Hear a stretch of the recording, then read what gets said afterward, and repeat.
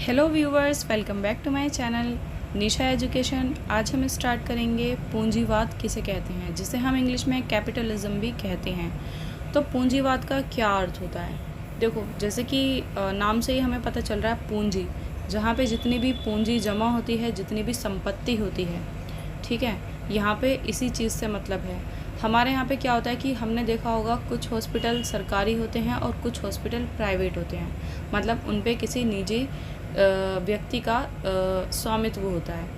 वो जो private hospital होता है वो किसी निजी व्यक्ति का होता है, उसका प्रॉफिट जो होता है वो किसी निजी व्यक्ति को जा रहा होता है। फिर आपने दोनों में अंतर भी देखा होगा कि प्राइवेट हॉस्पिटल की क्या हालत होती है और गवर्नमेंट हॉस्पिटल की क्या हालत होती है। वैसे ही स्कूल भी होते हैं, कुछ प्राइवेट होते हैं, कुछ गवर्नमेंट होते हैं, ठीक है। ऐसे ही आप पूंजीवाद को समझेंगे। पूंजीवाद का अर्थ होता है एक ऐसा समाज जहाँ पर जो संपत्ति होती है, ठीक है, चाहे वो कोई भी संपत्ति हो, जो भी संपत्ति होती है वो निजी लोगों के हाथों में होती है। उसका जो नियंत्रण होता है वो लोगों के खुद के हाथों में होता है, निजी हाथों में होता है, प्राइवेट हाथों में। पूंजी का जो स्वामी होता है वो कोई निजी व्यक्ति होता है, सरकार नहीं होती। निजी लोगों के हाथों में सारी संपत्ति होती है, सारा नियंत्रण निजी लोगों के हाथों में होता है। उदाहरण के लिए जैसे कि आप पार्क मान लीजिए, पार्क में हम सभी जाते हैं और फ्री जाते हैं और वॉक करके आ जाते हैं, ठीक है। उसकी मेंटेनेंस का ख्याल कौन रखता है? सरकार रखती है, जिसका कई लोगों को तो पता भी नहीं होता, सिर्फ पार्क में जाते हैं, वॉक करते हैं और आ जाते हैं। लेकिन अगर वही पार्क प्राइवेट हाथों में हो, ठीक है, किसी निजी व्यक्ति का हो, तो वो उसकी मर्ज़ी है, चाहे तो वो आने जाने के 10 रुपये वसूले, चाहे 50 रुपये, और चाहे तो वो बैन ही लगा दे कि कोई नहीं आएगा जाएगा, क्योंकि वो किसी की प्राइवेट प्रॉपर्टी हो चुकी है। वैसे ही आप हॉस्पिटल देख सकते हैं, या फिर आप मेट्रो को ले लीजिए। मेट्रो सरकारी नहीं है, ठीक है। अब ये किसी कोई निजी कंपनी है जो मेट्रो चलाती है। या फिर आप लोकल ट्रेन देख लीजिए, लोकल ट्रेन सरकारी कंपनियां चलाती हैं। फिर दोनों की हालत में डिफरेंस कीजिए, फिर दोनों के रेट भी देखिए। अब एक तरफ तो पूंजीवाद बहुत अच्छा है और दूसरी तरफ पूंजीवाद बहुत ही ख़राब भी है। पूंजीवाद अगर हम एक तरफ देखें तो स्कूल बहुत अच्छे मिलेंगे, हॉस्पिटल बहुत अच्छे मिलेंगे, सुविधाएं बहुत अच्छी मिलेंगी, ये सब अच्छा तो मिलेगा, लेकिन किस में? पैसों में।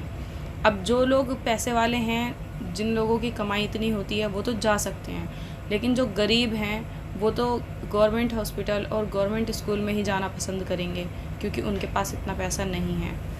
तो वो कहाँ जाएंगे फिर? इसलिए पूंजीवाद एक तरीके से अच्छा भी है और दूसरी तरीके से बेकार भी है। क्योंकि पूंजीवाद जो होता है वो किस चीज़ को बढ़ावा देता है? वो फैसिलिटीज़ को बढ़ावा नहीं देता। पूंजीवाद बढ़ावा देता है प्रॉफिट को, वो अपना प्रॉफिट देखता है। क्योंकि आपने देखा होगा स्कूल में अगर कोई बच्चा फ़ीस नहीं लाएगा तो वो नाम काट देंगे। उन्हें कोई मतलब नहीं है कि कोई बच्चा पढ़ लिख कर क्या बने या ना बने, वो अनपढ़ होकर अपने घर बैठ जाए, उनको कोई मतलब नहीं है। उनको मतलब होता है अपने प्रॉफिट से। वो स्कूल खोलते हैं, हॉस्पिटल खोलते हैं प्रॉफिट कमाने के लिए। तो पूंजीवाद का जो सीधा सीधा अर्थ होता है वो प्रॉफिट से होता है। लेकिन वहीं अगर गवर्नमेंट चीज़ें देखी जाएँ, ठीक है, तब क्या होता है? वो लोगों को सेवाएं प्रदान करती है। उनका मतलब प्रॉफिट से नहीं होता, सेवाओं से होता है, इसलिए उनकी सेवाओं में थोड़ी सी कमी भी रह जाती है। अब ये जो पूंजीवाद समाज है, इसका उदय कब हुआ? तो इसका उदय यूरोप से होना शुरू हुआ था 13वीं सदी में। उसके बाद धीरे धीरे पूंजीवाद बढ़ता ही जा रहा है। और इसकी विशेषताएं क्या हैं? मतलब हम किस तरीके से पता लगाएंगे कि कोई समाज पूंजीवादी है या नहीं? तो देखो, पूंजीवादी समाज में क्या होता है, इसमें वस्तुओं और सेवाओं का जो उत्पादन होता है वो पैसों के लिए होता है, प्रॉफिट के लिए होता है, विनिमय के लिए होता है, जिसका कोई बाजार मूल्य होता है, ना कि सेवा करने के लिए होता है। इनका जो भाव होता है वो सेवा भाव नहीं होता, इनका भाव होता है लाभ कमाना। नंबर 2, उत्पादन के साधन निजी हाथों में होते हैं। जितना भी उत्पादन होता है, जितनी भी फैक्ट्रियाँ या कोई भी चीज़ आपको दिखाई देगी, सबका कोई ना कोई स्वामी होगा।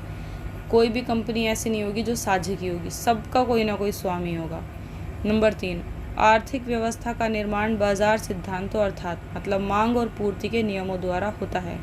मतलब बाजार में जो व्यवस्था होती है, किस चीज़ की डिमांड ज़्यादा है उसके आधार पर होगा, ना कि किस चीज़ की ज़रूरत ज़्यादा है उस आधार पर होगा। मतलब लोग क्या डिमांड कर रहे हैं, लोग अगर शराब मांग रहे हैं तो शराब की ही पूर्ति की जाएगी। ज़रूरत है पढ़ाई करने की, पढ़ाई की पूर्ति नहीं की जाएगी। मतलब मैं एक एग्ज़ाम्पल बता रही हूँ कि जिस चीज़ की मांग होगी उसी की पूर्ति की जाएगी, क्योंकि उसमें प्रॉफिट होगा। सरकार बहुत सारी चीज़ें ऐसी देती है जिसकी लोगों को ज़रूरत नहीं है, पर वो फिर भी इसलिए देती है क्योंकि लोग उसकी डिमांड नहीं करते, पर सरकार इसलिए देती है क्योंकि उसकी ज़रूरत है। जैसे आप पोलियो देखिए, पोलियो की दवाई सरकार फ्री में देती है घर घर जाके। क्यों? क्योंकि उसकी ज़रूरत है, लेकिन लोग उसकी ज़रूरत समझते नहीं हैं। अगर यही काम प्राइवेट कंपनी करेंगी तो उनको कोई मतलब नहीं है, वो सिर्फ अपना प्रॉफिट देखेंगे। वो उस टीके के 10,000 20,000 रुपये कर देंगे, कोई लगवाएगा कोई नहीं लगवाएगा।